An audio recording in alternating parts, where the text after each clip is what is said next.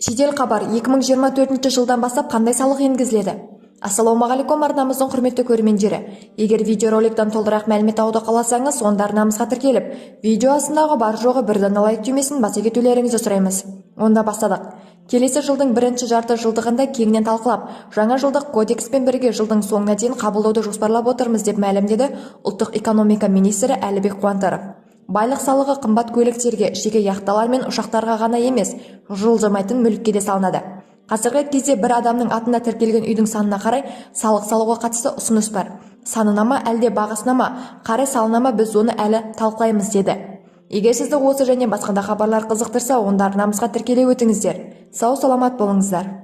Алматы облысында жол апатынан 4 адам қаза тапты. Кеген ауданының таулы аймағында Хидай Саната және Микето Бигаланд көлігінің соқтығысып, 4 адам қаза тауып, екеуі зардап шекті. Олардың барлығы бір көлікте болған. Хидай Саната автокөлігі 44 жастағы ер адам болған. Ол Кеген Көкшетау Туп автожолының 60 шақырымда рөлде басқара алмай Мерседес Гранд пен соғысқан. Бізді тамашалауды жалғастырыңыз.